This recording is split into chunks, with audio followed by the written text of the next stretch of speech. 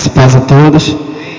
Irmãos, quando a gente teve um momento de oração, eu tive uma visão. E nessa visão, eu vi um ser, eu não sei te dizer se era um demônio ou se era um satanista, mas ele estava com uma capa preta e ele estava carregando uma cruz de cabeça para baixo. E eu vi aquele homem fazendo alguns movimentos e ele carregava aquela cruz. E eu vi aquela visão e eu continuei orando, né? Não dei trela, né? Deixei o Senhor ele trabalhar. E aí, irmãos, a apóstola Janaína ministrou o arrebatamento. O anjo do Senhor aparece. Ali eu faço a pergunta ao anjo do Senhor. E ele diz assim: hoje eu vou te levar no céu. Eu vou te levar lá.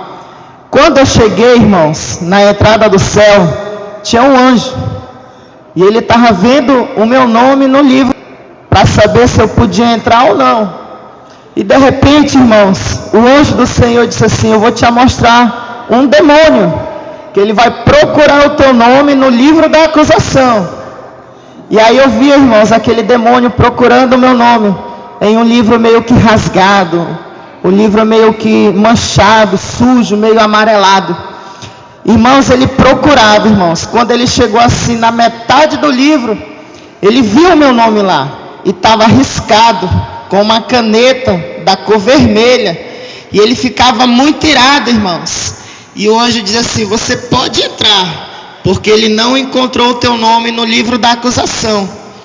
E quando a gente entrava, irmãos, no céu, o Senhor falava assim: eu tenho algo para tratar com a minha igreja. E é algo novo. E o Senhor falava bem assim: eis que vós estão entrando na segunda parte, na segunda modalidade da sã doutrina. E eu dizia: Senhor, estamos vivendo ainda na primeira parte da doutrina do corpo? E o Senhor falava: a partir de hoje não. Agora vocês estão entrando na sã doutrina, na alma. Aí o anjo do Senhor falava bem assim: veja esse demônio. E eu via um demônio, irmãos. Ele estava tecendo um pedaço de pano.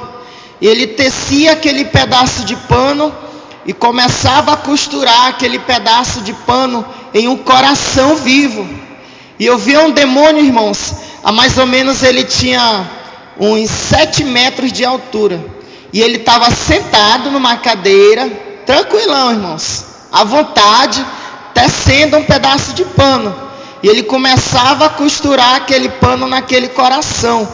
E aquele coração ficava batendo.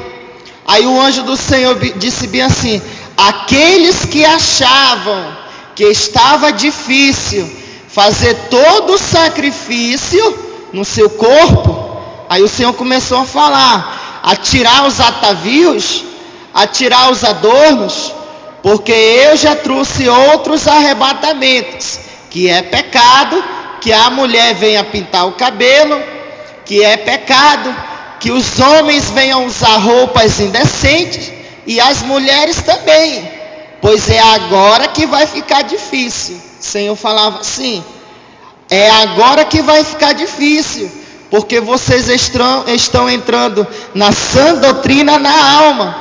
Aí o Senhor falava bem assim: há muitos servos meus que pensam que estão curados. E aí o Senhor falava bem assim: eu vou começar a mexer nas feridas, eu vou começar a abrir aonde tem feridas espirituais, eu vou começar a tocar com as minhas mãos. E eu dizia: Senhor, por que o Senhor vai começar a abrir uma ferida que já foi fechada? Aí o Senhor falava bem assim: você que pensa que foi fechado, aquela visão que você viu daquele espírito imundo tecendo os corações, né? Costurando aqueles panos naqueles corações, ele apenas, colocou uma certa maquiagem ali. E agora eu vou abrir a ferida e eu vou curar. E aí, irmãos, vinha um anjo muito belo. Creio eu que era um anjo angelical. E aí, irmãos, aquele anjo, ele via com uma Bíblia na mão. E ele dizia assim: veja o que eu vou fazer. E eu vi aquele anjo entrando dentro do quarto do apóstolo Juscelino, dentro do quarto da apóstola Janaína. E aquele anjo, irmãos, ele entrava lá dentro do quarto deles com aquela Bíblia aberta. E o Senhor falava bem assim: eu vou dar todo o amparato para a revelação da doutrina na alma. E já vai avisando para o meu povo, para todo o meu povo, que isso vem da minha parte. Aí, irmãos, eu via uma orla, um certo tecido descendo dentro do quarto deles. E ali eu entendia, irmãos, que está começando as revelações da parte de Deus para a vida deles, em questão da revelação do tratamento na alma. Aí o Senhor falava bem assim: agora sim, eu vou começar a ter um particular com cada um. Aí, irmãos, o Senhor, ele começava a falar essas coisas. E o anjo do Senhor dizia assim: vamos dar um passeio no céu. E a gente começava a passear no céu. E aí, irmãos, a gente passeando, e o Senhor me revelando a sã doutrina na alma. Aí o Senhor falava bem assim: há muitos doentes no meio de vós, mas eis que é chegado a segunda parte da sã doutrina. Aí o Senhor falava bem assim: eu dei a primeira oportunidade, que foi a doutrina no corpo. Vou dar a segunda oportunidade para a minha igreja, tratamento de alma, tratamento de espírito. E a última oportunidade que eu vou dar é essa, que é a terceira, na oportunidade do tratamento, né, da sã doutrina no espírito. Aí o Senhor falava: vocês já passaram pela santa doutrina do corpo, agora vocês estão entrando no tratamento de alma. E o último estágio vai ser a revelação no espírito, que ainda vai demorar para chegar. Aí o Senhor falava bem assim: preparai os vossos pés, porque essa caminhada vai ser maior do que a primeira caminhada. O Senhor falava, e eu dizia: Senhor, vai ser um ano? Aí o Senhor falava bem assim: não vai ser um ano. Eu disse: Senhor, vai ser 2 anos de tratamento? Aí o Senhor falava bem assim também: não vai ser 2 anos, porque só eu sei o tempo necessário para tratar com a minha igreja. Aí na hora, irmãos, eu me lembrava de alguns arrebatamentos que os irmãos já tiveram, quando eles falaram assim: essa é a igreja que vai ser arrebatada. E eu fazia essa pergunta: Senhor, me explica essa situação, qual é a igreja que vai ser arrebatada? Aí o Senhor falava bem assim: eu vou te esclarecer algo. Não é a igreja Shalom que vai ser somente arrebatada no dia que a trombeta tocar, mas é a igreja que vive essas ações. É essa igreja que ora, que lê a Bíblia, que se consagra. E vocês estão vivendo isso. Então esclarece para o meu povo: a igreja Shalom está vivendo isso. E eu venho arrebatar essa igreja que vive dessa forma. Aí o Senhor, irmãos, Ele colocava isso no meu espírito, viver dessa forma. E eu disse: amém, Senhor. Aí o Senhor falava bem assim: agora você está finalizando o teu arrebatamento. E repita pela segunda vez: chegou a hora de eu ter o meu particular com cada um. Irmãos, eu voltei do meu arrebatamento. E eu continuei em espírito. E teve uma hora que a apóstola, ela ministrou a unção de guerra, né, para me guerrear em favor da igreja. Irmãos, eu guerreei contra 3 demônios. O primeiro demônio, eu via um dragão. Eu via uma serpente. E essa serpente, ela era muito grande, irmãos. Aí o Senhor falava bem assim: essa serpente, ela se alimentou de 30 sacrifícios. E eu dizia: Senhor, qual foram os sacrifícios que essa serpente se alimentou? Aí o Senhor falava bem assim: ela se alimentou de 30 crianças. E eu comecei a guerrear, irmãos, contra aquela serpente. E aí, irmãos, o Senhor falava bem assim: diga para a minha igreja não subestimar o nosso adversário, o adversário de vocês. Diga para o meu povo ser sombrio com os seus adversários, porque Satanás, escute bem, o anjo dizia, Satanás, ele é o rei das armadilhas.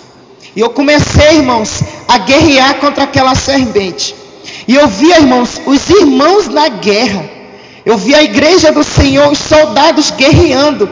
E eu via, irmãos, que tinha algumas pessoas que elas eram rodeadas por demônios. Os demônios estavam tentando segurar os soldados de Cristo. E aí o Senhor dizia assim, passa a espada nessas correntes. E eu começava a passar espadas nessas correntes, que essas correntes tentavam aprisionar os pés dos irmãos, mas não conseguiam, irmãos, pela glória do Senhor. E aí, irmãos, depois que eu terminava de guerrear contra essa serpente, eu começava a guerrear contra um dragão. E eu guerreava contra aquele dragão, irmãos. Aí o Senhor falava assim, eu vou te dar um machado, e você vai cortar o pescoço desse dragão. Eu pegava aquele machado e feria o pescoço daquele dragão. Aí o Senhor dizia assim, agora você vai usar sua outra ferramenta, usa o teu arco. E eu dava uma flechada, irmãos, e aquela flecha atingia o coração daquele dragão. E eu percebia, irmãos, que tinha uma corda que sustendia aquela flecha. E aquele dragão, ele começava a voar, irmãos. E eu começava a puxar aquele dragão para perto de mim. E quando aquele dragão ficava perto de mim, eu torava a cabeça daquele dragão. Eu decepava a cabeça dele. E aí, irmãos, o Senhor, ele me dava vitória ali. E aí o Senhor falava bem assim, eu vou te mostrar um outro demônio. E eu comecei, irmãos, a guerrear contra um outro demônio. E eu via, irmãos, que aquele demônio, ele era um principado. E ele dizia assim, você pensa que só é vocês que têm habilidade? Não é só vocês, não. Aquele demônio, irmãos, ele falava isso para mim. Eu também tenho habilidade. Ele começava a me confrontar. Ele começava a me questionar. E ele dizia assim, vocês pensam que é só vocês que têm ferramentas espirituais? Aí ele dizia assim, aquele que está acima de mim também me dá ferramentas para destruir vocês. E eu partia, irmãos, para guerrear contra aquele demônio. E quando eu começava a atacar aquele demônio, ele ficava invisível. E eu tive uma certa dificuldade de enfrentar aquele demônio. Aí ele dizia, Bianci, você sabe por que você está tendo dificuldade? Porque eu vou tentar parar aquilo que o teu Senhor quer fazer nessa nova etapa. E ali eu entendi, irmãos, que a obra do Senhor, ela vai exigir mais, e a gente vai entrar em um nível de espiritualidade mais forte. Aí, irmãos, eu voltava dessa experiência de guerra, e o Senhor falava bem assim, mas tem de bom ânimo, porque eu estou no meio da minha igreja. Aí, irmãos, quando eu voltava, eu via uma porta de ouro. Aí o Senhor falava bem assim, essa porta que você está vendo, ela se abriu da santa revelação de tratamento de alma, e vocês vão passar por essa porta. Essa foi a minha experiência, irmãos.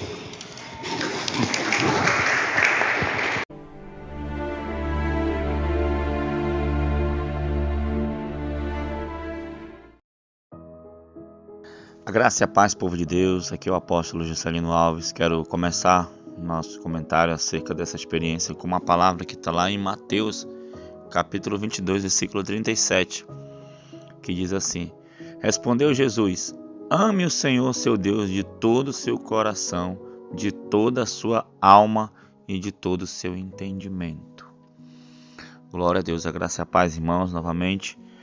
Os irmãos ouviram, uma experiência agora muito forte, da parte do irmão Edilson, da parte de Deus, e que quem conhece a história da Igreja Shalom, tem até um vídeo aí, nos nossos vídeos, um pouquinho da nossa história, e mostra, como éramos uma igreja porta larga, e o Senhor nos resgatou, o Senhor nos trouxe, a andar na sã doutrina, né? O Senhor começou a revelar essa doutrina e o Senhor começou a dar experiência aos irmãos, e aí passamos a mudar, né, algumas coisas, né, na nossa maneira de vestir, na nossa maneira de se comportar, na nossa maneira de falar.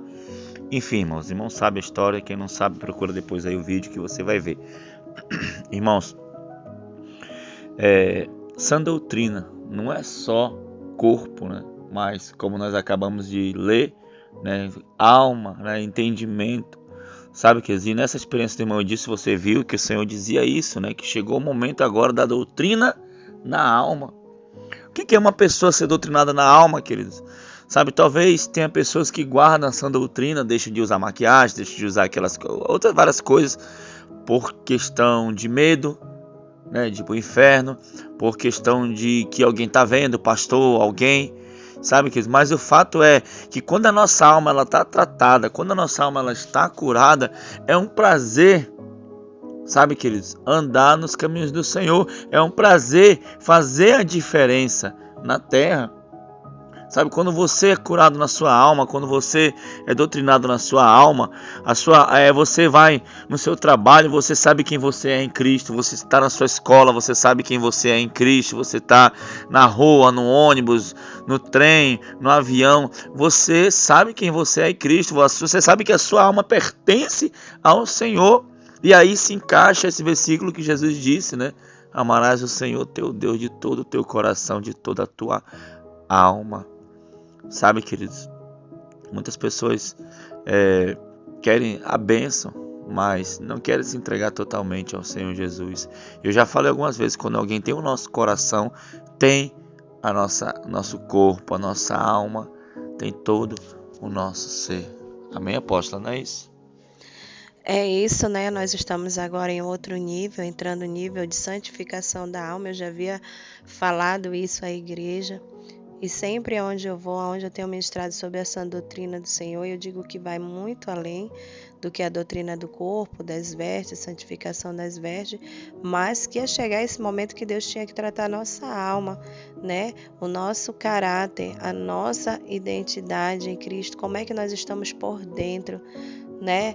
Se a minha alma ela estiver plena, ela estiver transformada, né? Eu terei uma transformação externa maravilhosa, sem dores, sem ser algo pesado.